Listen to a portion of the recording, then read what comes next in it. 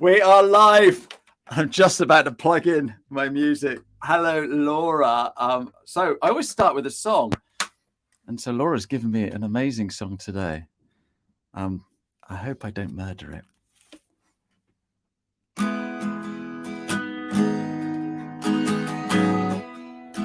Poor old Johnny Ray sat upon the radio with a million hearts in mono. Our mothers cried, sang along, who'd blame them? You're grown, so grown up, so grown up. Now I must see more than ever. Here we go. Toora-lura, toora-lura, and we can sing just like our father. Come on, Eileen, oh, I swear what it means at this moment to mean everything. You in that dress, oh, my thoughts, I confess, verge on dirty. Oh, come on, Eileen, please. And that is all we're doing. I got away from it, Laura, didn't I? You totally smashed it, Ashley. After the practice, I don't know what happened there. Laura, how lovely to see you. Oh, I love to see you too, Ashley. And my very first question always is, why did you choose that song? I chose that song because you cannot listen to it and not smile. And it reminds me of weddings, family parties, just general good times, happy memories. Just makes you want to dance and laugh. It's awesome. No, it really is a great song. And it takes me back. I'm old enough to be around when that song first came out. So, yeah, it takes me back to my youth. So, Laura Hodge, you're dressed in pink today. Why is that? I'm dressed in pink today in honor of Barbie. Today is Barbie film day. So, it'd be rude not to, go in uniform. Fantastic. No, I love it. We went to see it a couple of weeks ago or a week ago. I don't know. It's just a blur at the moment because it's Folk Week. And I put a pink T-shirt on as well. And we were all walking down the street together and some guy go, are you guys going to watch the Barbie movie? So, yeah, it's really funny because no one ever wears any specific colours for any other movies. So, no, it's lovely how it's taken everything by storm. So, Laura Hodge, tell us a little bit about yourself. So, I am a sales and marketing consultant and NLP coach. I live here in Exeter, and yeah, I've been working in sales and marketing for over 15 years now, and I'm really passionate about sales enablement, which is a specific area that kind of sits in between sales and marketing, and the reason I got into sales and marketing in the first place is because I'm a bit of a psychology geek. So why do we do what we do? Why do you choose brands? Why do you choose companies? And ultimately, what influences people to want to buy your brand, your product, etc. So yeah, as you can probably tell, I geek out a bit on that, and that's where the NLP side of things kicks in as well. Right. Okay. I'm looking really, really worried now. Sort of like nobody saw what we were doing before we actually came in here. I'm running around like a complete idiot, and I'm sort of like, now you've just said all of that. I think that she's got the measure of me. What's she thinking of me now? Where is this guy coming from? So please don't share any of that online or anything. Maybe you can take me to one side later. But yeah, marketing. We set up our own little businesses to do what it is we do. And so for me, it's LinkedIn training. For someone else, it might be an accountant. Someone else, it might be a solicitor or HR. Yeah. But we have to start marketing, and we have to start saying, hey, we're really brilliant. Come and buy my stuff. And we don't like it, do we? It's really, really uncomfortable. It's really uncomfortable. And I think a trap that a lot of people fall into, whether so I work with small organizations where it's owner-founder, and I also work with big corporates. So my career has been working for big organizations like Disney, British Gas, Deliveroo, or Canon. And you see the same things in terms of it. For me, it all goes back to why are you doing what you're doing, and what is your unique value proposition? Why should people buy your service, your product over anybody else's?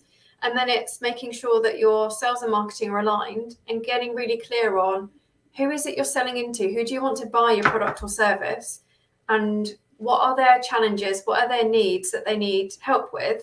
And positioning your services in a way that helps to understand and alleviate that problem or that need or that challenge that they need fixing, and working as a business partner. And so would I be a typical customer, just little old me in my shed, or am I not big enough? Who's your ideal customer, Laura? So for me, I kind of wear two hats. So I'm an NLP master coach, as well as being a marketing and sales enablement consultant. So what's really lovely when I work with smaller organizations who are owner founder, such as yourself, Ashley, is that we can really go into, as a business, what your aspirations are, what you stand for, what your products and service offering is, who you want to target, what the customer's kind of challenges, pains, gains are, etc., from a value proposition, but then also how your product and service alleviates that, and how you then translate that into marketing content, marketing collateral, marketing communications and messaging.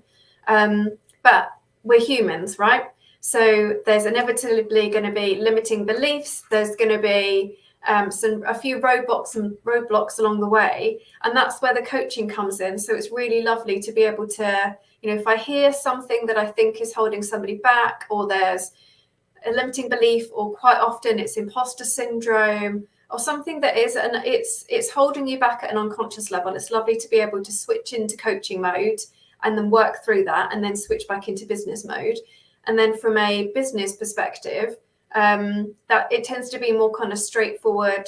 I say straightforward, but more sales enablement or marketing consultancy.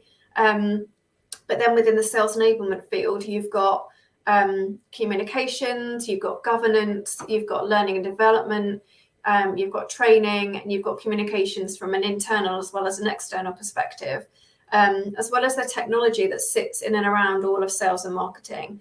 And the coaching that I do can sit in as part of the L&D, ongoing training and coaching aspect. Because it may be, for example, with salespeople, some coaching can be more kind of skill-based, but if there's ultimately a limiting belief or imposter syndrome, you can give them more skills, but it's not going to stop them. It's not going to stop, for an example, an I'm not good enough narrative. Once you can clear that through, then it's helping them to fly and really succeed in their role. Wow. You are blowing my tiny mind here, Laura. This is incredible. So I normally ask a few LinkedIn questions, so I'm going to do that. Because where does all of that come in with what you do, and how are you using LinkedIn for your business? So I use LinkedIn to share knowledge, share posts, share thoughts. I also use LinkedIn as a kind of news feed as well. So I find it really helpful to follow both companies as well as kind of news outlets. It's where I find out about like the latest reports that have come out from the likes of McKinsey, Gallup, Deloitte. There's a lot of stuff coming out at the moment around ultimately how burnout's affected us as humans, and obviously that impacts across all different aspects of every single business, as well as connecting with people. So I've actually got clients through LinkedIn. I've got previous jobs through LinkedIn. And previous colleagues have got in touch through some of the posts that I've posted, and it's just a lovely way to kind of reconnect and support each other. No, absolutely.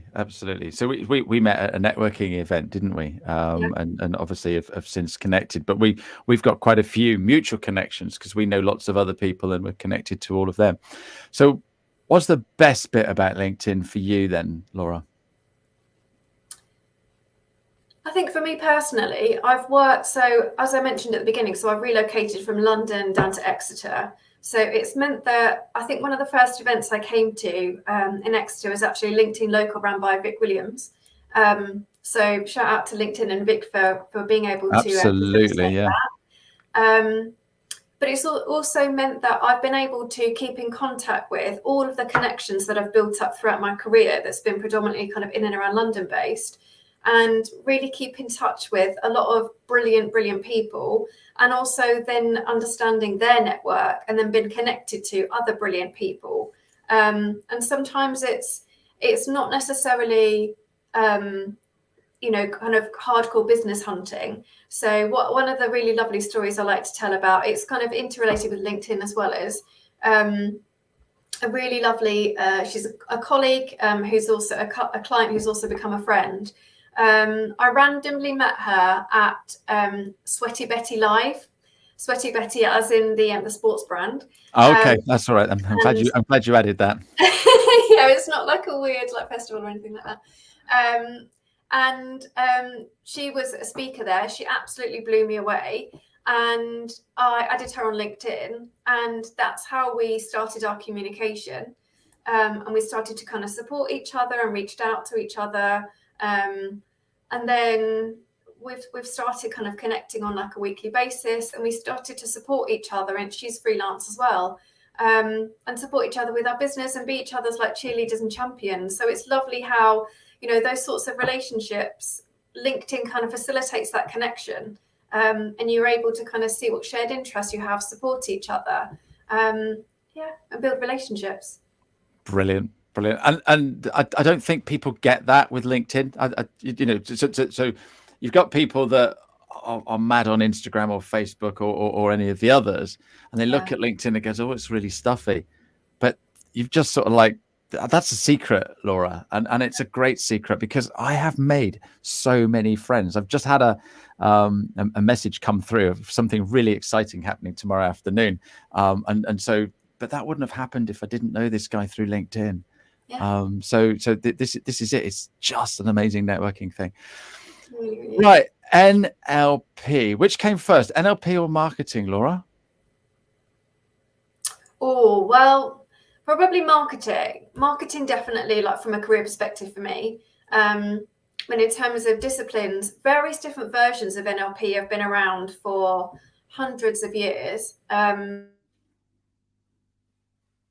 how NLP came about is a linguist, a neurologist, and a psychiatrist kind of looked at of people who have therapy and get better versus people who are in therapy for years and they don't get better. What is it that helps people to ultimately recover from imposter syndrome, loss of confidence, whatever those kind of challenges they may have? And they distilled what that kind of success looked like into a range of tools and techniques, which became NLP, Neuro-Linguistic Programming. And it's a set of really powerful tools and techniques that Tony Robbins uses, the Spiegmans use. And so I've been through practitioner as well as master practitioner. And once you understand what the tools and techniques are and you get comfortable with them, you can start to blend them together. And it's been really, it's a joy to use, both from a business perspective in terms of understanding how we're wired as humans and the beliefs and the development of why we think the way that we do, how we pick up unconscious programming just in every day, and how we communicate. So the kind of linguistic aspect is not just, there are a lot of linguistic tools that you can use within sales and marketing as well as from a coaching perspective. But it's not your kind of specific kind of just copywriting. It's more around how we communicate non-verbally as well as humans, and understanding things like eye movement, body language, the whole kind of all of our different senses, and how we pick up memories, add feelings, thoughts and beliefs, and using that in a sales and marketing capacity as well as from a coaching capacity as well. Oh, wow. And how did you get into that? Because it really is fascinating. I know a lady called Linda Shaw, and I've been on her neuroscience course and got some sort of qualification. And that is absolutely fascinating, and how the brain is, and how you can use neuroplasticity. So is NLP sort of like the next level?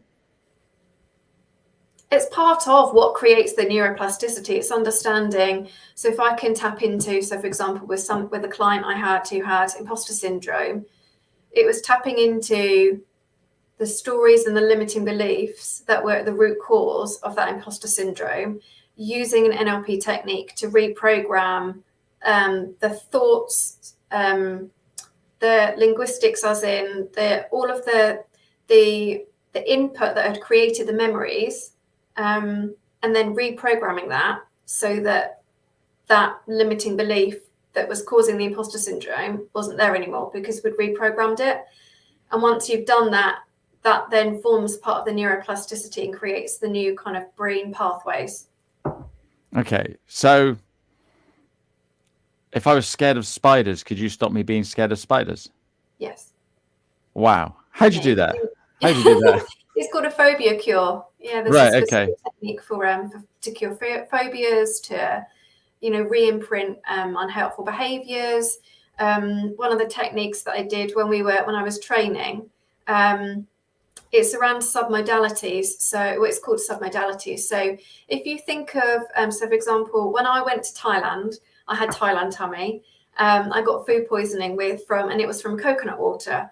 And my brain has made an association between food poisoning and coconut water. So I now, like the thought of coconut water, I get the same kind of reaction. Like my brain's gone, that's not safe. That's an example of like an unconscious neuro programming. Yep. Yep. We used that same programming to you can do it with beliefs, but we started off with food because it's just something that's sort of a bit easier. And I'll be honest, I was a bit skeptical when I first started learning NLP, because I was just like, is it a bit of a cult? Is it magic? Like what? I just didn't understand how it worked. And you have to do it, you have to experience it to really understand it and to feel it. So I was a bit skeptical, and I was like, right, I'm a bit of a crisp fiend, and you do it for something that's quite specific. So I was like, right, ready salted kettle crisps, good luck making me not like them. Went through the technique, and that was 3 years ago. And to this day, I've not touched kettle crisps, because how I've wired, it's using the same wiring as the example that I gave with the coconut water. It's using that same understanding of how the brain works, applied differently. So I've now not been able to touch them. So if you've got if you're addicted to like double deckers or something like that, then it can also be used to cure phobias, to give up smoking, and remove limiting beliefs, get rid of imposter syndrome. Really, really powerful tool. And so how do you bring this into your marketing then? So, because hang on a minute, am I hiring you as a marketing coach, or am I hiring you as a as an NLP coach, or will you just turn around and go, oh, Ash, you're never going to be able to get this to market because you really don't know what you're talking about. Let's do this. How does all of that work? Well, actually, you get two for the price of one. So you get a coach, perfect, and you also get somebody who's 15 plus years experience in sales and marketing. And how I use it in sales and marketing is understanding. So that was an example of like how your brain interprets a kind of threat at an unconscious level. So it's understanding, like if you ask a question, or if you say, like, for example, just don't picture a pink elephant. You've probably got a picture of a pink elephant in your head. I certainly have. Yep. So it's understanding things like how, if you say don't, your brain deletes that, because our brains we get so bombarded with messages, images, everything every single day. Our brains can't absorb everything, so they filter. So it's understanding how that filter works and how to craft that in from a messaging point of view. So people are more likely to buy a product or service if it's going to alleviate a pain that they currently have, or if it's going to deliver a strong enough gain for them. So it's understanding how we operate at an emotional level, and then combining the kind of practical features and benefits with the emotion, to kind of create, for example, from a strategy and a value proposition perspective. But then also thinking as part of your then marketing communications, who are you targeting? What's important to them? What are their needs and their challenges? But how do you want them to feel? Because as much as we like to think that buyers, for example, are quite factual and pragmatic, they're humans. We're all emotional beings. So you can be the biggest kind of retail buyer, for example. There's still going to be an element of unconscious emotional buying there. So it's understanding at each different stage in the sales cycle and the buyer journey, what is going to be important to the buyer, and who are you talking to? So it might be finance, it could be IT, it could be somebody in digital. They're all going to have different challenges and slightly different gains that they need to deliver as part of their role in the business. So understanding that messaging and then bringing it to life through things like content and the right channel, and thinking, do you need need to, what's the right way to engage them? Do you want to entertain them? Do you want to educate them? Do you want to do it from a threat-based perspective of this bad thing will happen if you don't have this, or this good thing, or from a positive perspective, this good thing will happen if you buy this product or service? So that's massively simplified level, but hopefully it gives you an idea of how you can really integrate understanding how our brains work with the psychology of sales and marketing. And that's the thing I really love about understanding how you can go from somebody who's perhaps new to your business and understanding that, you know, we need this, on average, there's 7.7 touch points with a brand that a customer needs to make before they'll convert to a purchase. So how can you do that? What channels do you need to use, and what content do you need to use, and what is going to engage them? And it'll be different for different products and services and different channels. No, perfect. I've got loads more questions for you, but just say hello to John. Nice to see you, John. He loves kettle chips. So do you need to have a chat with Laura? If it's getting a problem, then we can deal with that, John. No problem. Awesome. So I've got a quick question based on the kettle chips. But so if I had beef kettle chips, you'd be able to eat those? Yes. But you can't eat ready salted ones? Yeah. Wow. That is incredible. Mm. That is incredible. Yeah. It's the specific, it's bringing in the senses. So you don't like the blue bag?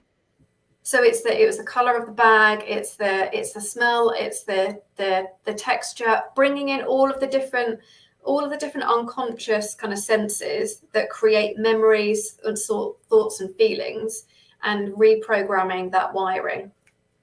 Okay. So you have to be quite specific. So I remember when we were training, it's like, just help me to give up crisps, or help me to give up chocolate, or help me to give up alcohol, or help me to give up smoking. But it's getting quite specific, and then, because that's how your brain it's understanding the specific memories, the thoughts and the feelings that you can then rewire.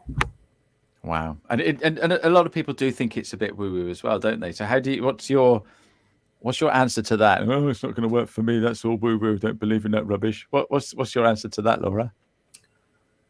I think we have this kind of mantra in NLP, which is trust the process.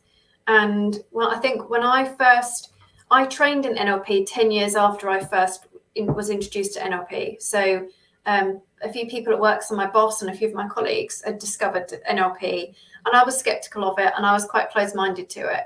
And I went on a training day with a person who I actually ended up qualifying with. And I was so skeptical that I kind of blocked myself, but I was just like, it doesn't work. But I'd done that to myself. And then I just thought, it's something I've always been interested in. I wanted to qualify as a coach, but I wanted to do something that was not just your classic, and I don't mean this in a disrespectful way, but not your typical kind of having a goal, achieving the goal. I wanted to go deeper into being able to help people kind of change their lives, as well as achieving kind of from a business perspective. And NLP kind of kept coming up, and I just thought, right, I'm going to give it a go and just see. And then I did the free foundation weekend with Reed Robbins Academy, who I'd highly recommend. And I just opened my mind up to some of the slightly like smaller techniques. As Ashley and I were kind of talking a bit briefly before we came on about, you've got the linguistics element of NLP, but within the tools and techniques that you have, you've kind of got your entry level, which can change how you might think or feel about something, like the kettle crisps, for example. But then you've got much deeper techniques that might take a couple of hours to do versus like 15, 20 minutes to do, which goes much deeper into, reprogramming and all the different kind of aspects of that. So I'd say have an open mind. And from my perspective, start off with something that is short and quite easy to understand and easy to follow.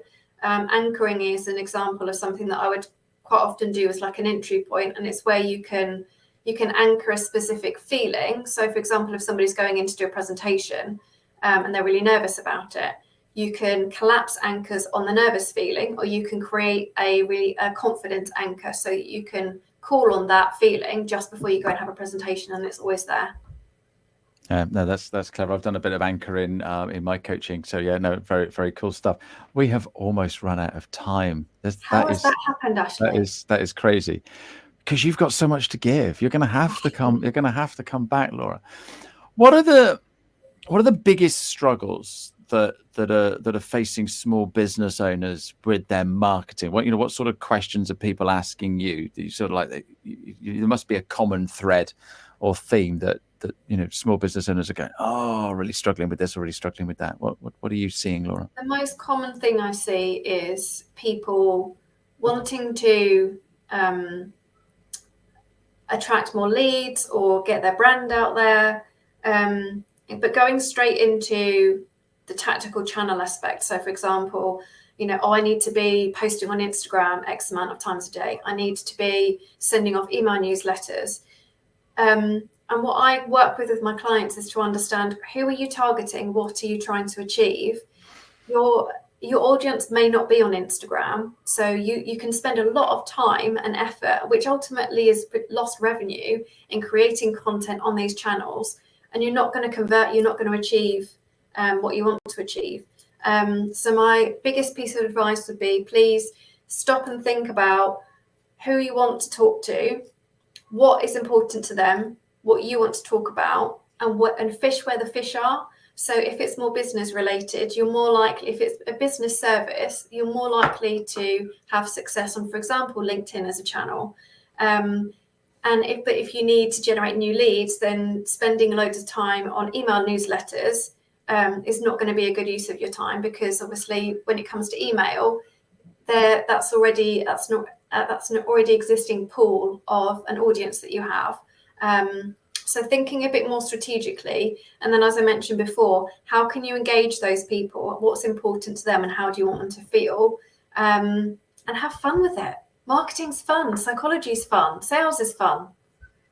Yeah, no, absolutely. Would you recommend a book that we should read?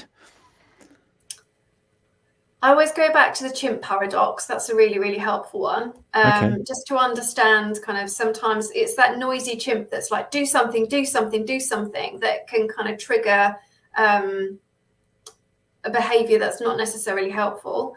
One that I have just finished listening to is Gabor Mate's The Myth of Normal. And I feel like the way that the world is right now, I would highly recommend that as a must read for everybody. It talks about psychology and how we're wired.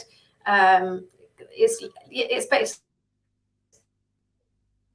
basically an A to Z of like how we're programmed as humans. And it talks about, telomeres within DNA and your childhood, all the way up to, how we live our lives today and how society is. So it's, a bit of a deep one. It's a 15-hour kind of one, but Wow. really, really interesting. Really interesting. I'm going to get that one. You have to drop the name into the chat afterwards. I've got one more question for you, Laura.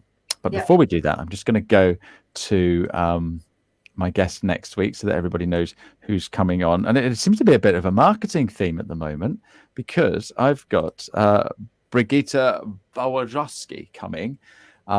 And she's going to be talking about marketing and brand. And it's funny how when I book my guests, I was talking to someone yesterday, and I've booked them for November because I've got such a long lead time, and it just seems quite funny how they're all coming up at different times. Next week, I'm also doing, I've got a specific Zoom with Nikki Me. So she's coming on to share in a Zoom, so it won't be available to everybody. And we're going to be talking marketing then. So I'm going to just know everything about marketing, aren't I? Well, you're going to be a marketing guru. I'll have to interview you, Ashley. Absolutely. Laura, my very last question, I always ask everybody on my show, is what advice would you give the 16-year-old you? So Laura Hodge, when she was 16, what advice would you give her? I would say get to know and be the best version of yourself. And then I'd build on that. And this is borrowed from Helen Tupper, who is an incredible kind of careers coach, which is run your own race. It's so easy to compare yourself to other people, but you are the value. And the more you understand yourself and your strengths and the value that you are, and be your best self, run your own race, then you'll save yourself a lot of stress along the way. No, fantastic. That's brilliant advice. And finally, how do we get hold of you, Laura? So I'm on LinkedIn, Laura Hodge, and my website is laurahodge.co.uk. Fantastic. Oh, thank you so much for coming on today. Thank you for your comments, and we will be back again very soon. Thank you very much, Laura. Cheerio. Absolute pleasure. Thanks, Ashley. You get out what you put in. Never gonna